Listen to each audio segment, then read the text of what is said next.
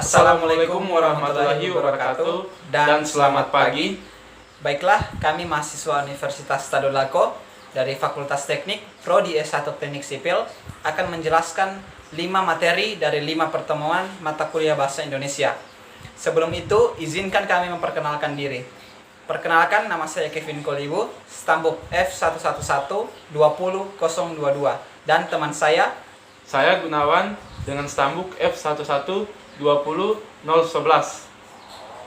Baiklah, langsung saja kita masuk ke materi yang pertama. Baiklah, kita akan masuk ke materi yang pertama, yaitu dengan judul Kedudukan Bahasa Indonesia. Sesuai dengan kedudukannya, bahasa Indonesia dikelompokkan menjadi 4. Yang pertama yaitu bahasa nasional, kemudian yang kedua yaitu bahasa negara, kemudian yang ketiga bahasa daerah, dan yang terakhir atau yang keempat adalah bahasa asing. Dari masing-masing pengelompokan bahasa tersebut mempunyai beberapa fungsi. Yang pertama yaitu bahasa Indonesia sebagai bahasa nasional. Bahasa Indonesia sebagai bahasa nasional berfungsi sebagai lambang kebanggaan, kemudian sebagai identitas nasional, dan yang terakhir yaitu sebagai alat pemersatu suku bangsa yang berbeda-beda latar belakang, sosial, budaya, dan bahasanya. Kemudian yang kedua, bahasa Indonesia sebagai bahasa negara berfungsi sebagai yang pertama bahasa resmi kenegaraan, kemudian yang kedua sebagai bahasa pengantar di dunia pendidikan, kemudian yang ketiga sebagai bahasa perhubungan pada tingkat nasional untuk kepentingan perencanaan pembangunan serta pemerintahan. Kemudian yang keempat yaitu bahasa sebagai bahasa resmi dalam pengembangan kebudayaan dan pemanfaatan ilmu pengetahuan serta teknologi modern. Kemudian yang ketiga yaitu fungsi bahasa sebagai bahasa daerah. Fungsi bahasa sebagai bahasa daerah berfungsi sebagai yang pertama sebagai lambang kebanggaan dan lambang identitas daerah. Kemudian yang kedua sebagai alat perhubungan di dalam keluarga dan masyarakat daerah. Kemudian yang ketiga sebagai sarana pendukung budaya daerah dan bahasa Indonesia. Kemudian yang terakhir, fungsi bahasa Indonesia sebagai bahasa asing. Fungsi bahasa Indonesia sebagai bahasa asing terdiri atas 2. Yang pertama yaitu sarana pemanfaatan ilmu pengetahuan dan teknologi modern untuk pembangunan nasional. Kemudian yang kedua yaitu sebagai alat perhubungan antar bangsa.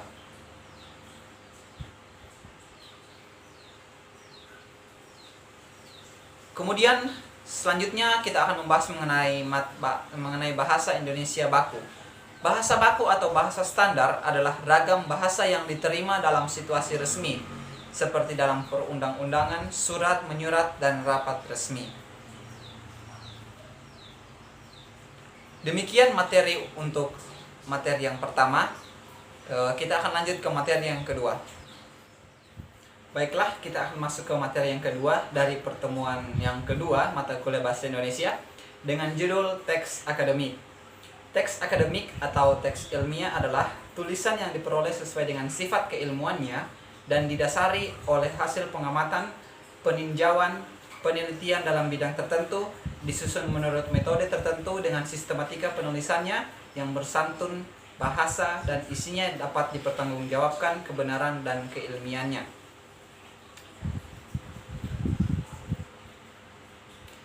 Teks akademik meliputi yang pertama yaitu buku, kemudian yang kedua ulasan buku, kemudian yang ketiga proposal penelitian, yang keempat laporan penelitian, yang kelima laporan praktikum, dan yang keenam artikel ilmiah. Teks akademik juga terdiri dari 2 genre, yaitu genre makro dan genre mikro. Genre makro adalah genre yang digunakan untuk menamai sebuah jenis teks secara keseluruhan. Kemudian genre mikro adalah subgenre yang terdapat pada genre makro tersebut seperti deskripsi, prosedur, eksplanasi, eksposisi, dan diskusi. Kemudian kita masuk ke ciri-ciri teks akademik. Ciri-ciri teks akademik terdiri dari beberapa. Yang pertama, menurut Sudaryanto dan Moelino, teks akademik ini pemahaman yang berkembang mengenai ciri-ciri teks akademik antara lain yaitu sederhana, padat, dan logis. Kemudian menurut Bazerman, ciri-ciri keilmiahan teks akademik menjadi penting karena teks akademik merupakan dimensi tersendiri apabila dibandingkan dengan jenis-jenis teks yang lain. Kemudian menurut Martin dan Phil, teks akademik cenderung membutuhkan pendekatan yang berbeda untuk memahamkan isinya kepada target pembaca.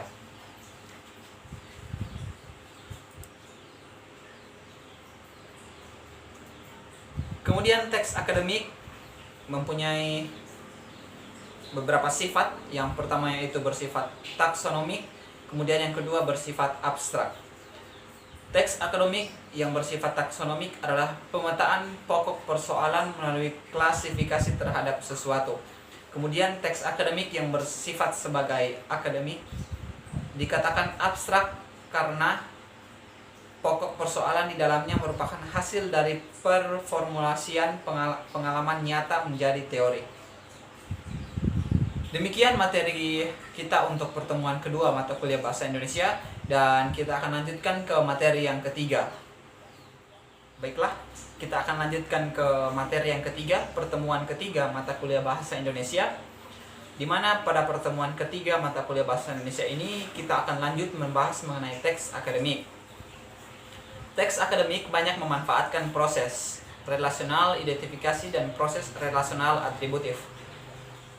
Proses relasional identifikasi merupakan alat yang baik untuk membuat definisi atau identifikasi terhadap sesuatu. Sedangkan proses relasional atributif merupakan alat yang baik untuk membuat deskripsi dengan menampilkan sifat, ciri, atau keadaan benda yang dideskripsikan tersebut. Nah, contoh dari proses relasional identifikasi yaitu usia adalah bagian dari eksistensi yang dihitung dari awal kelahiran sampai titik waktu tertentu.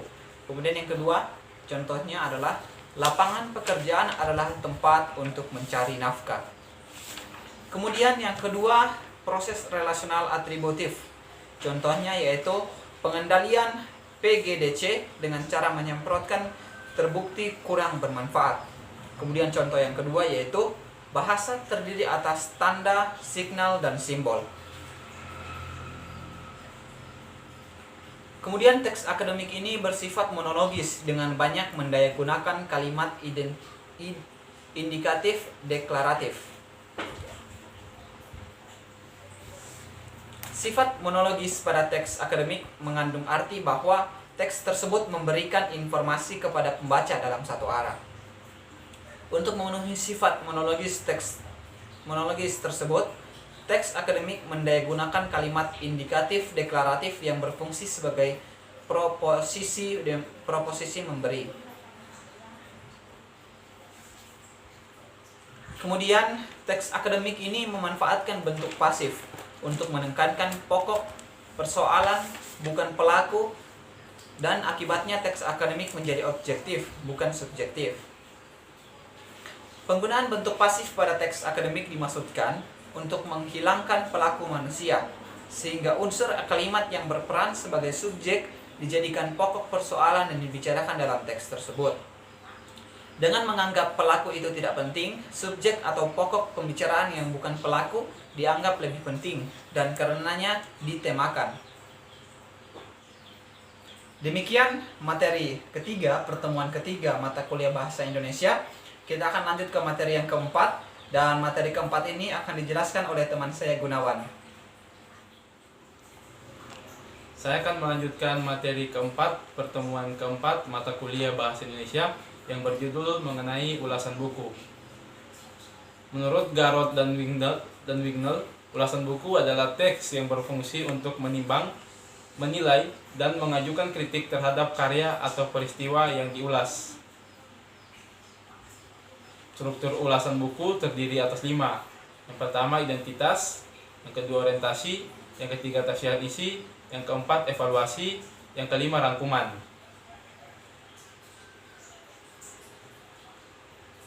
Identitas merupakan berisikan judul, penulis, penerbit, bahasa yang digunakan, tahun penerbitan, hak cipta, warna sampul buku.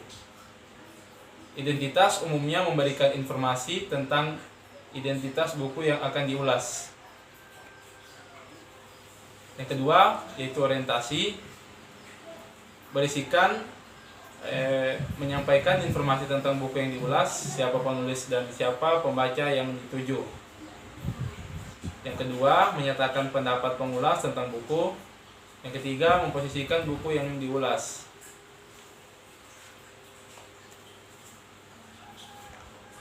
Selanjutnya tafsiran isi. Tafsiran isi berisikan yang pertama, penceritaan ulang tentang hal yang dilakukan penulis ketika menulis buku tersebut. Yang kedua, isi atau ringkasan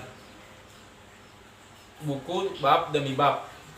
Yang ketiga, uraian mengenai ilmu apa yang diulas. Selanjutnya, evaluasi. Evaluasi yang berisikan penilaian terhadap buku yang diulas dalam berbagai hal dengan menunjukkan keunggulan dan kelemahan melalui perbandingan dengan buku sejenis. Selanjutnya yang kelima dan yang terakhir yaitu rangkuman yang berisikan tentang simpulan dan saran atas ulasan buku yang dibuat. Demikian pemaparan materi keempat, pertemuan keempat mata kuliah Bahasa Indonesia. Selanjutnya akan masuk ke pemaparan materi kelima, pertemuan kelima mata kuliah Bahasa Indonesia. Saya akan melanjutkan pemaparan materi kelima, pertemuan kelima mata kuliah Bahasa Indonesia, yaitu berjudul tentang proposal penelitian. Proposal penelitian adalah pedoman yang berisikan sebagai kegiatan serta langkah-langkah yang akan diikuti oleh seorang peneliti dalam melaksanakan suatu penelitian. Adapun struktur proposal penelitian terdiri atas 4. Yang pertama, pendahuluan. Pendahuluan berisikan tentang latar belakang, rumusan masalah, tujuan penelitian, dan manfaat penelitian. Yang kedua, landasan teori. Landasan teori berfungsi untuk menyajikan ulasan teori yang akan digunakan dalam pemecahan masalah yang akan diteliti. Yang ketiga, tinjauan pustaka. Tinjauan pustaka berfungsi untuk menyajikan ulasan penelitian yang telah dilakukan sebelumnya, kemudian membandingkannya dengan penelitian yang akan dilakukan. Dan yang keempat atau yang terakhir, metode penelitian. Metode penelitian berisikan tentang jenis penelitian, sumber data, dan alur penelitian. Demikian pemaparan materi kelima, pertemuan kelima mata kuliah Bahasa Indonesia. Demikian pemaparan materi 5 pertemuan mata kuliah Bahasa Indonesia. Lebih dan kurangnya kami mohon maaf. Wabillahi taufiq wal hidayah. Assalamualaikum warahmatullahi wabarakatuh dan selamat pagi.